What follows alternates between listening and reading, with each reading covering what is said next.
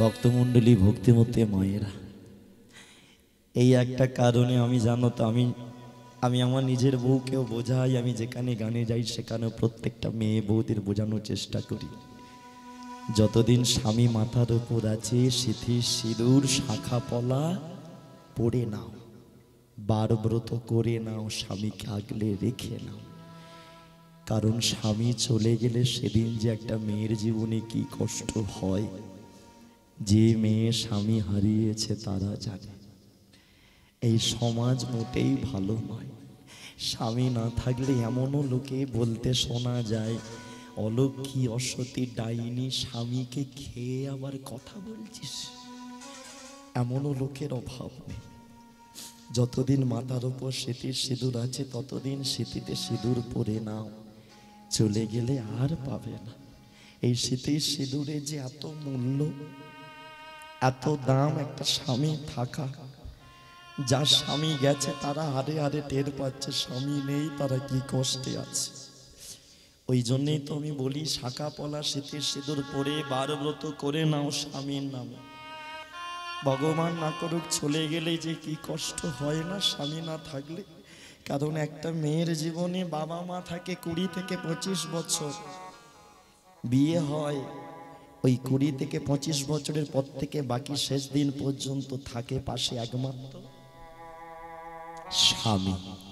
যদি বলো ছেলে মেয়ে যতদিন বোঝে না বিয়েটা হয় না, ততদিন বিয়েটা হয়ে গেলে যে যা সব আলাদা। শেষ দিন পর্যন্ত একমাত্র স্বামী থাকে।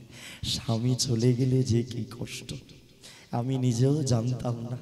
আমার বাড়ির পাশে এক কাকার মেয়ে, আমার থেকে 2 বছরের বড়,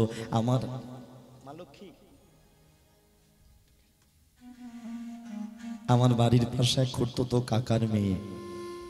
2 বছর আগে বিয়ে হয়েছিল কলকাতা একটা ছেলের সাথে। আমার থেকে 2 বছরের বড়, আমার বয়স এই 25, দিদির বয়স 27 বছর। দিদি এত হাসতো, মন খুলে সবসময় হাসতো, কথা বলতো। যখনই গানে বেরোই তখনই দিদি আমার সামনে এসে, ভাই আজকে কোথা যাবি? আমি বলতাম, জানিস দিদি আজকে 24 পরগনা, আজকে হুগলি, আজকে মেদিনীপুর, আজকে হাওড়াতেই থাকবো। এই দিদি মাথায় হাত রেখে আশীর্বাদ করে বলতো, বড় হ। বিয়েতে কত ধুমধাম করে বিয়ে হলো, আনন্দ করে সবাই আমরা আনন্দ করলাম। 1 বছর আগে একটা রোড অ্যাক্সিডেন্টে জামাইবাবু মারা গেছে। দিদি সেদিন থেকে বিধবা হয়ে বাপের বাড়ি উঠেছে। আর জানবে, একটা মেয়ে বিয়ের পরে বিধবা হয়ে বাপের বাড়ি ওঠা মানে 7 জন্মের মহা পাপ। নিজের বাবা মা পর্যন্ত টনটিটকিরি করতে ছাড়ে না, নিজের বাবা মা পর্যন্ত। সেই দিদি এই গেল মহালয়ার দিনে, আমার গান ছিল না, বাড়িতে ছিলাম, আমার বাড়ির ছাদের উপর উঠেছি। যেই না ছাদে উঠেছি, পেছনে কাকাদের বাড়ির ছাদের দিকে তাকিয়ে দেখি দিদি ওই ভর সন্ধ্যেবেলা চোখের জলে হাউ হাউ করে কাঁদছে।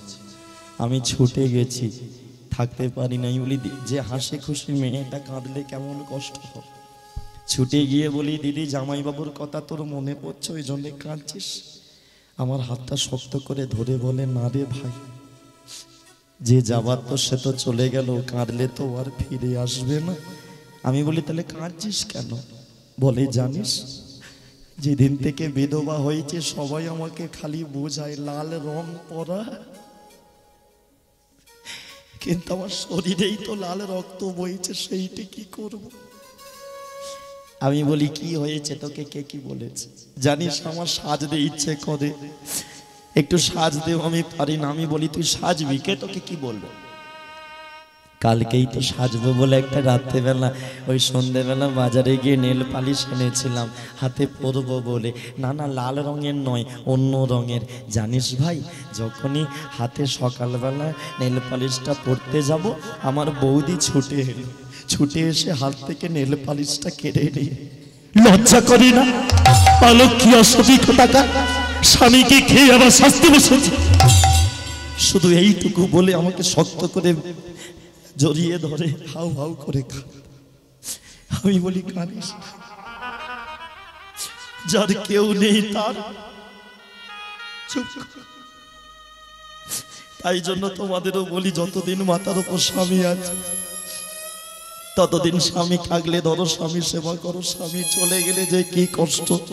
এই আমার দিদির কাছ থেকে আমি সেদিন না জানলে হয়তো বুঝতেই পারতাম না একটা মেয়ে জীবনে কি কষ্ট স্বামী না থাকে। আজকে চিত্রাঙ্গদা অর্জুনের চরণ দুটো, কেন তুমি এমন করছো? তুমি আমার কাছে থাকো না, আমাকে নিয়ে চলো, তুমি যা বলবে, তুমি তোমার বাড়ির চাকরানি করে রাখবে, আমি সব কথা শুনবো, আমি কিচ্ছু চাইবো না, আমি রাজরানী হতে চাই না, চাকরানি করে রাখবে, আমাকে নিয়ে চলো। অর্জুন বলে দিল, দুটো রাস্তা দিয়েছি, বেছে নাও। প্রতিজ্ঞা তুমি করেছো, বেছে নাও দুটো রাস্তার মধ্যে একটা রাস্তা। চিত্রাঙ্গদা কোন রকমে নিজেকে সামলে নিয়ে যাও, চলে যাও সারা জীবনের মতো, আর এক মিনিট আমার সামনে দাঁড়িয়েও না, যাও চলে যাও। অর্জুন ঘর থেকে বেরিয়ে পড়ল। অর্জুন ঘর থেকে বেরিয়ে আবার ঘুরে একবার চিত্রাঙ্গদার কাছে গিয়ে, এই যে আজকে রাত্রেবেলা আমি তোমায় চিটিংবাজি করে চলে যাচ্ছি, তুমি বুঝতে পারছো, কিন্তু এই রাতের কথা তুমি কোনোদিন কাউকে বলবে না, যদি বলো তাহলে তুমি আমার মরা মুখ দেখবে। এইটুকু বলে দিয়ে অর্জুন বেরিয়ে গেল। চিত্রাঙ্গদা সেই বিয়ের ফুলের মালাটা গলার থেকে, যেটা গলায় পড়েছিল অর্জুন ভালোবেসে মালাটা দিয়েছিল, সেই মালা হাতে নিয়ে, এতদিন কার সাথে ছিলাম, কি হয়ে গেল? এই সংসার, এই সংসার যে মোটেই ভালো নয়, যাকে ভালোবাসলাম সেই আমার সব কিছু কেড়ে নিয়েছে, সব কেড়ে নিয়ে চলে গেল। চোখের জলে কাঁদে, বড় অসহায় আমি,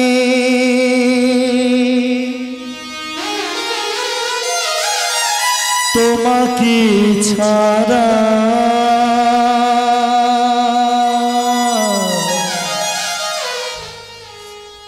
বড় অসহায় আমি, তোমাকে ছাড়া যেও না,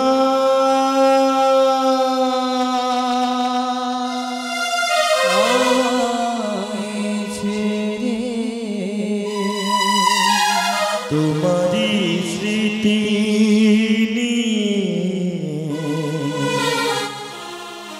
বেঁচে থাকা বড়দা, বোঝাবো কি করে কাকে, লাগে কত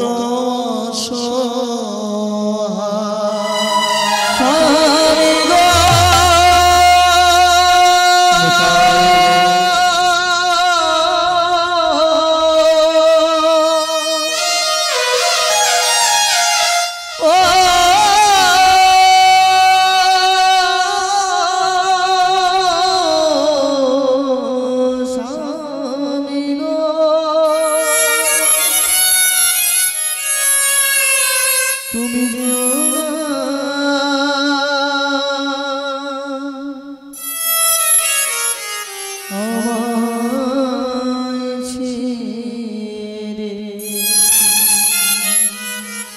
এই সংসার কেউ কারো নয় গো মায়েরা, এই আছি এই নেই, কে কখন ভালোবাসে কে কখন দূরে সরিয়ে দেয় মোটে বোঝা যায় না।